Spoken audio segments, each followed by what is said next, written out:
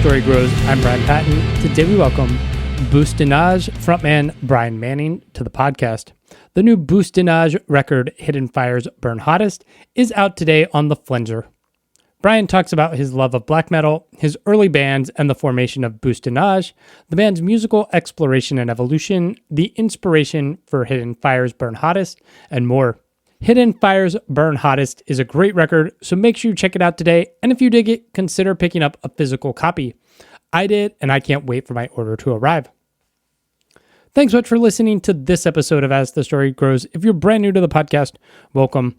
You can find links in our show notes or at asthestorygrows.com for our mailing list, our Discord server, and our Patreon page. And I would love it if you subscribed to the podcast on your listening platform of choice. Enjoy today's conversation with Bryan Manning from Bosse-de-Nage.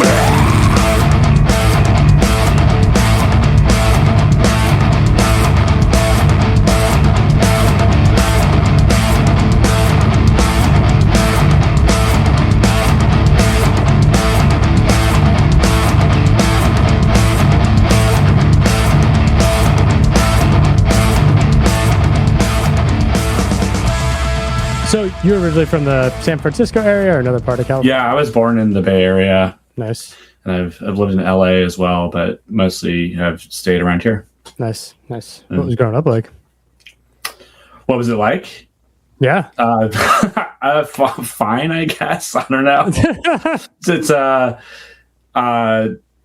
It's been so long. There's ups and downs. I mean, there's great things about like the music scene here. Yeah. I grew up going to, metal shows since I was a teenager, and have, tried to be involved in music around here for, all my life pretty much. Yeah. Was there a band or a moment where you initially connected with metal, or was there something else that drug you in there? I got into metal when I was in junior high, with Metallica and Slayer and things like that. I think Pantera might actually have been the first really heavy thing that I heard. Okay. And I kind of was sold from that moment on. And always tried to seek out the more extreme things from there. I got into death metal and Carcass and Napalm Death and Cannibal Corpse and stuff like that, and then was really into that for about a year, and then discovered black metal through someone giving me a mixtape in high school. Nice. And that was when I was like, oh, this is what I actually really want. Yeah. Was there something about black metal, that just the extremity of it, or was there something else you feel connected to? I was really into the vocal style. The first thing I heard was this compilation called Nordic Metal. It was a tribute to Euronymous, who's one of the black metal founders, or probably the black metal founder, I think people would say. It's a tribute to him after he was murdered. And I don't know, something about the sounds on that compilation. It's quite a variety of bands and stylistic approaches. It just I don't know, it really just connected with me. It felt dark and evil and rebellious, and the vocal style really spoke to me. I'd always been into there's this Cannibal Corpse album, The Bleeding, and he does these high-pitched screams amongst the lower death metal vocals, and I was like, oh, that's really cool, I like that. And then didn't know there was an entire genre forming around doing that specific vocal style. Yeah. But yeah, I mean, also the imagery and the kind of fantasy trappings of it. It was just one of those moments. I'm sure, people that are really passionate about music and like music a lot have this kind of moment frequently where you just kind of stumble into a genre that really connects with you. And I don't know if there's a way to explain it. Right. Yeah. It's like some kind of gut feeling that you have where, it just connects. Which is funny because I didn't really get into black metal until I was my late 30s, and then it was once it connected, I was like, oh no, I like this so much. And it's like that when you start your black metal phase when you're almost 40, right? Right. Yeah. I mean, for me, I was like, I got into it. I'm a bit older, I guess. I got into it when I was a teenager, and it was like when the black metal stuff was still hadn't quite been codified in the way it is now. Sure, so there was still a lot of experimentation. That kind of variety spoke to me as well. Like the band, I mean, if you get into any genre, you kind of learn some kind of language that exists there, or something like that, where you can kind of start to understand what different bands are doing and bringing to the table and stuff. And I would say that's true for any music genre, not just like a metal thing or whatever. But like, I don't know. That one just connected with me immediately, and I kind of ran from there. I mean, I still listen to other genres and other types of metal and stuff, but that was like always the most dear to my heart. Yeah. Yes. Nice. Were you always drawn to vocals, or were you trying to be a guitar player or drummer or something? No, I mean, yes, I was always drawn to vocals. I've never played instrument properly. I played synthesizer a bit, which you maybe see behind me. I played all the synth stuff on the earlier BDN albums, but the most recent album was our bass player kind of took over there, probably for the better. Honestly, he seems to be better at it than me, or spends more time at it at least.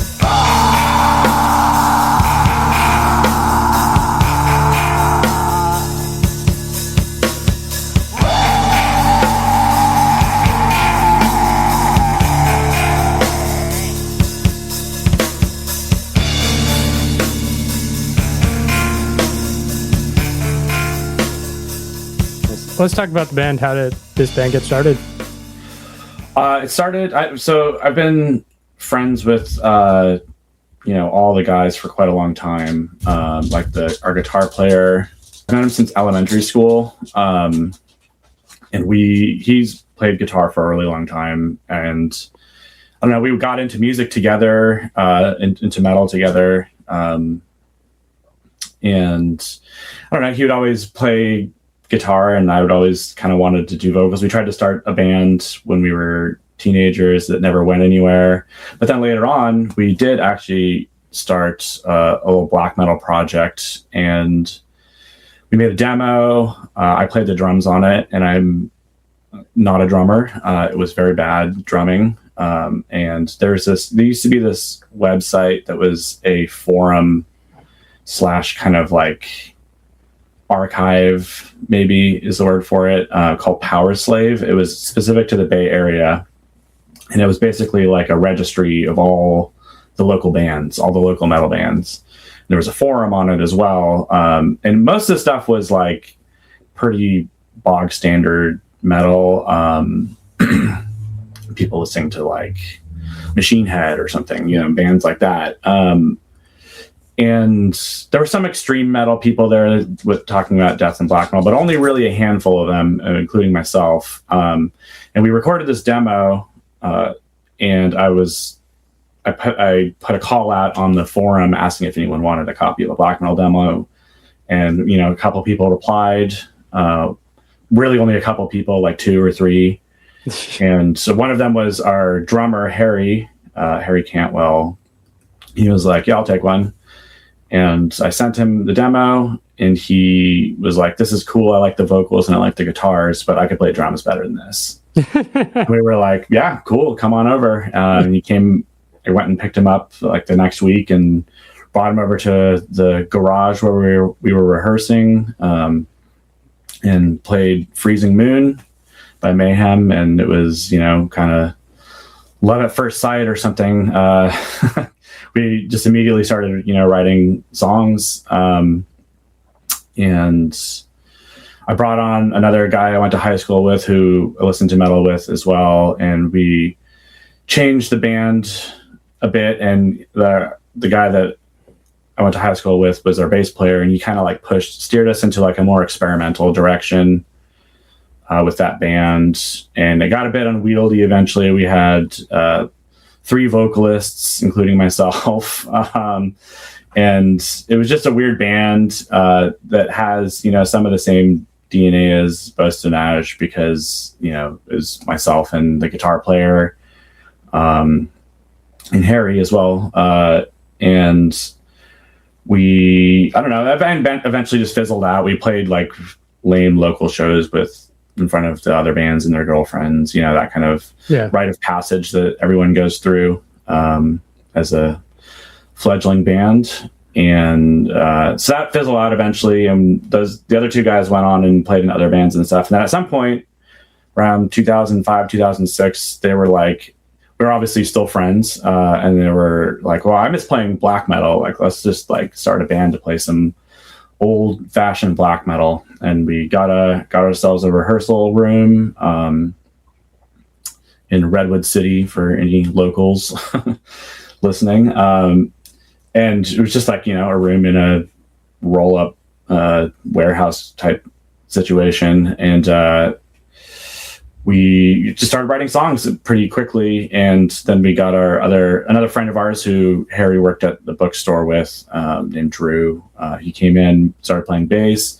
I think we recorded, we recorded a couple demos, and then recorded our first album all ourselves. There's another guy at this rehearsal studio that we knew, who was an aspiring engineer, and he came and set up a laptop for us and some mics, and we recorded our first album live. And then after that, we kind of were just like, well, we don't know what to do with this.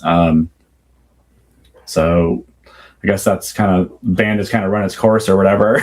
Kind of posted it online. A guy named Aesop Decker played in Ludicra. He's a drummer from Ludicra, and it was a local band here. A legendary local band.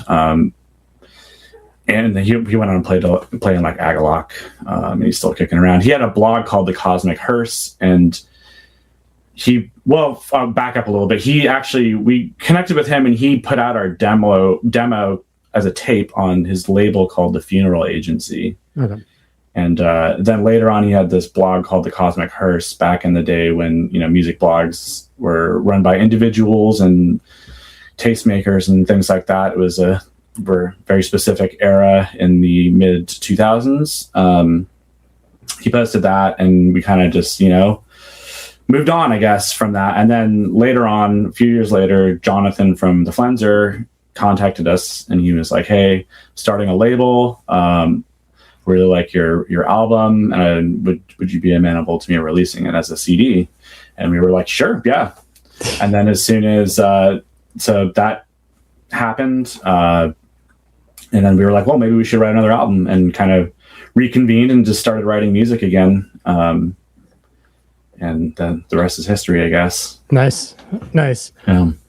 Was there something, you're one of the first bands on the Flenser, was there something about that pitch or that you saw in this new label that like drew you to them? Or I don't know, was it just like somebody wants to put out our music? And yeah, it's kind of the latter. I mean, he was just getting started. We were really like the second release on the label. There was he put out this CD by a band called Palace of Worms, which is like a one-man black metal project from San Francisco. Mm-hmm. And he was like, yeah, this is a CD I've made. He gave us all a copy of it. And he was working on some other vinyl projects. I can't recall at this point whether it was Panopticon or this band called Gast from Wales, which was the next release after us. We're catalog number 3 on the label, but it was actually the second release, just because, that just kind of happens. Yeah.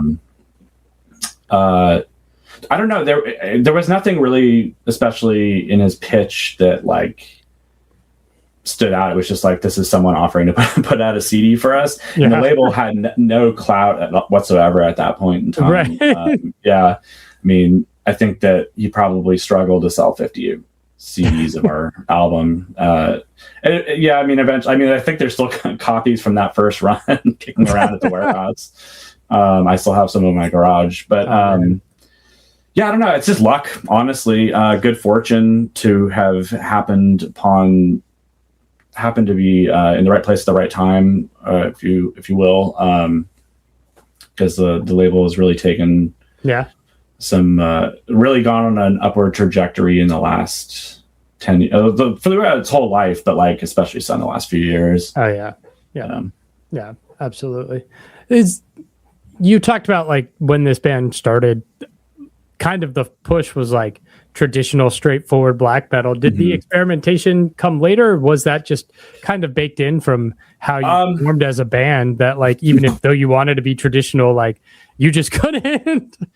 I think it's like that latter, like just what you just said. Like we tried to be traditional and we couldn't stay in that lane for very long. I would say the first few songs we wrote were pretty traditionally black metal, but I mean, like we've always listened to other things and been influenced by them. There's like the Bay Area has a very rich history with music and like punk and hardcore and metal, thrash, like a lot of extreme music has come from here.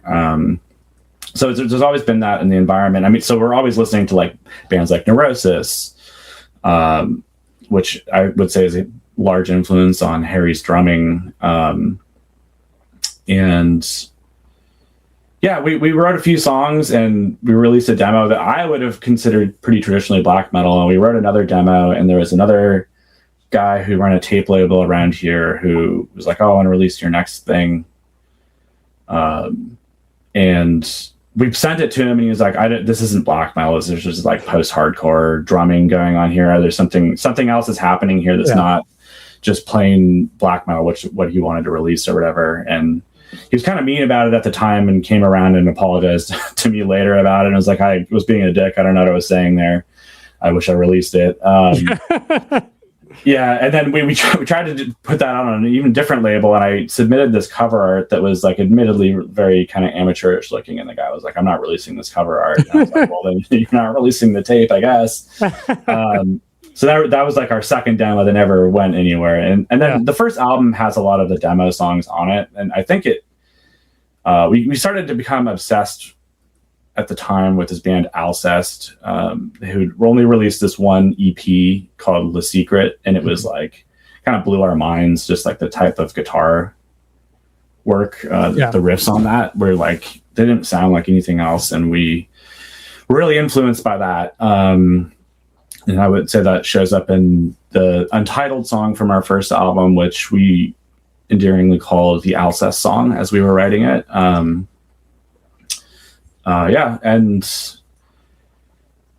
I think that like it still sounds pretty black metal to me, but I understand that people like pick apart like drumming technique and riff styles like that maybe aren't traditionally part of that genre. That are there, but like the trapping, the broader trappings are there, like the primitive recording and the really distorted guitars and screaming, higher pitched vocals. I mean I always wanted to sound like I don't know, maybe like Garm from Ulver, the band Ulver, and I never did. And I think it's just like I just naturally had my own style that took a life of its own or something. And I would say the same thing for the rest of the band. Like we pretty immediately started writing stuff that was more in line with the band that we were in before. For better, for worse. Well, I mean, probably for better, because now we're writing stuff that I'm pretty proud of. And I don't think really sounds like anyone else. Yeah. And I think being on a label like the Flenser is black metal adjacent. Like every band on there has some element of black metal, but is not. Yeah, not so much anymore, I would say. Yeah, not anymore, for sure. Yeah. I mean, the Agriculture record is like, so like just black metal deconstructed. Yeah, for sure. Yeah, that's a great album. Great band. We're friends with those guys. Richard, the guitar player from Agriculture, the shredding guitar player, he mixed and mastered the new album. Nice. Nice. Which gets me to the question. I mean, there's a global pandemic in the midst of like releases, which kind of fucks everything up. But like, what led to the gap between releasing music in 2018 and now here in 2026? Yeah, I mean, that is what led to it. Honestly, we were already writing stuff after our the album, our last album, Further Still, we pretty immediately were writing new songs. And then the pandemic. I mean, we're kind of a slow band. We don't play live. We all have. Oh, we play live. We don't play live often, I should say. Yeah. That was one of the kind of restrictions we placed on ourselves in the beginning of the band. We were like, we'd all played in these bands that have, played in front of, 5 people. Or usually in a lot of cases, it would be the other band members that were playing the show and their significant others. And that was it just always felt terrible. It is a rite of passage. Everyone's going to go through that within a band. But we were like, how about we just not play live unless it seems special to us, unless it feels like significant. And we've kind of stuck with that, even for better or worse. We've maintained that that particular restriction throughout the band. So we're still trying to just take on stuff that feels special. I mean, that kind of goes with us now all having jobs and families and shit like that. Yeah.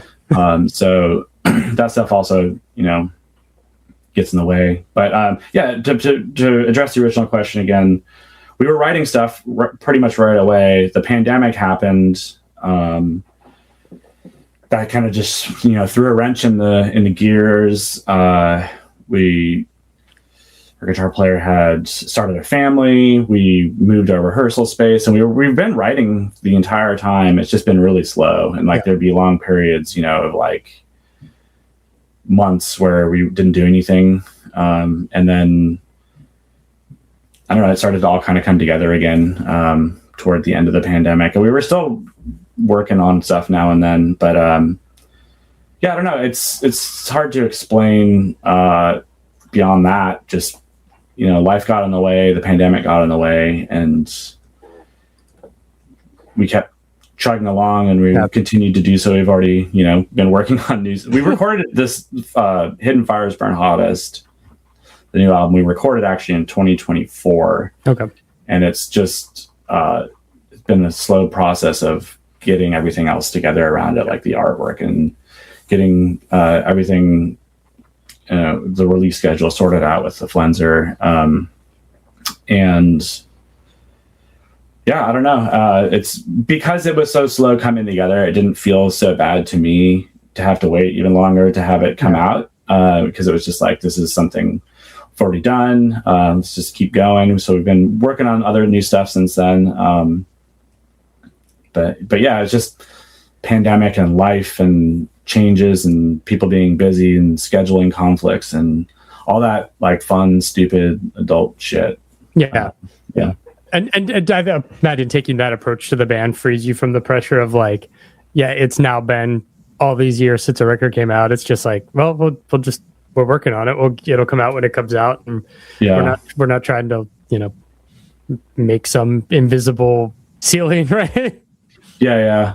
Well, I think that every band that's on a label goes through this to some extent. Is you finish something and then you're like, I want everyone to hear this right now. Yeah. But that isn't the real world rollout for something like that, because you need time to manufacture the products like the vinyl and such and CDs and whatever. You need time to plan, like a marketing campaign or whatever, even if it's pretty minimal. There's just a lot of planning that goes into that stuff. Yeah. So it's never an immediate thing unless it's like a really small label or something that just is interested in doing as many releases as they can.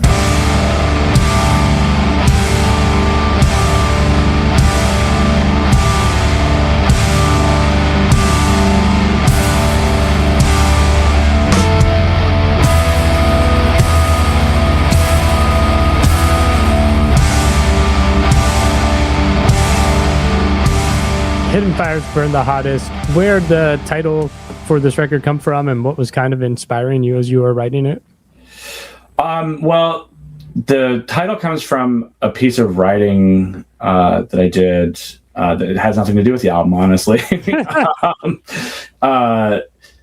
So for this one, most of the times when we were writing albums, I would end up doing kind of the lyrics kind of last, or, you know, some of them last anyway. This time, since it took so long, I'd actually had just like kind of a couple dozen things like in the chamber for this, and I was able to like be really selective about picking the best pieces that seem to fit the music. I don't know that there's a cohesive theme throughout the album, other than, you know, perhaps just the themes that I generally harp upon. But we were coming to pick an album title, and I suggested a few things, including Hidden Fires Burn Hottest, and everyone liked it, so we went with it.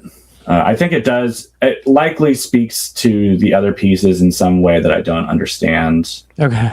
I don't know. There's not a super deep meaning where I can go on a tangent here and explain. I also prefer to leave the interpretation of those things to the listener. I think that would go the same for the music in general. Is like, it's one of the funnest things about this band is hearing people compare us to some Scrams band that I've never heard of before, or some other band where I'm like, I've listened to that like once in my life, kind of thing. Yeah. Yeah. I mean, the music is yours and it's personal. It means something to you, but once it's out there, it's somebody else's. And like, if they draw some meaning or connect it to something else, then like you're wrong, right? Right. Yeah. I mean, one of the most interesting things about art in general is if you put it out into the world, it kind of takes on a life of its own. If it, has any legs at all. There's so much noise in the world now that it's hard for anything to cut through, really.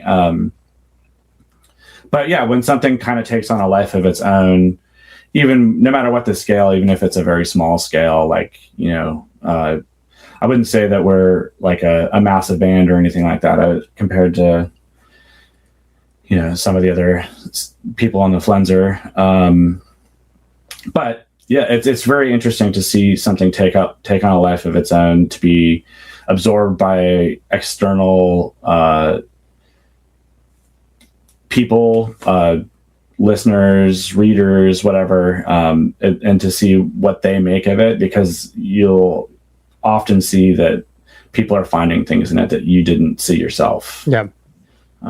Or didn't intend. And I think that's very interesting. It's very interesting what people can take away from that kind of stuff. Yeah.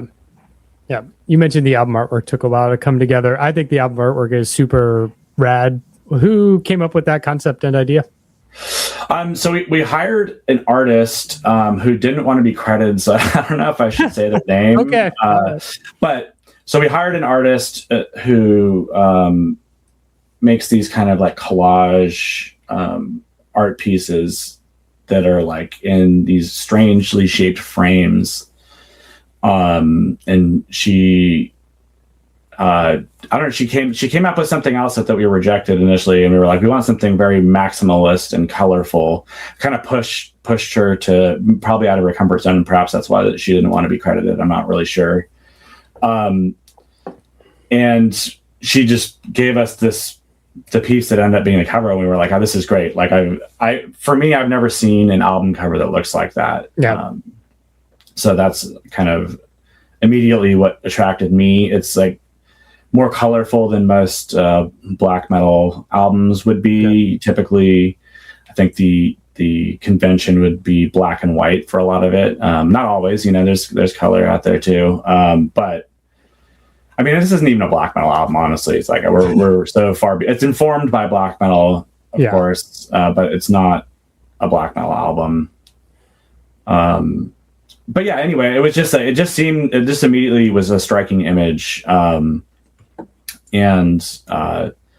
we were all attracted to it and said, yes, that's it. Let's go. Yeah, nice. Album's out March 6th. You guys are playing Roadburn this year. Is that the only thing on the plate for this year? It's the only thing booked right now. I think that we would like to play maybe a small West Coast tour and perhaps a small East Coast tour as well at some point. Our guitar player is a teacher. It's a little challenging to work around that schedule. So maybe something in the summer or something like that. But, there's nothing in the works specifically. So I don't want to go too far out in that.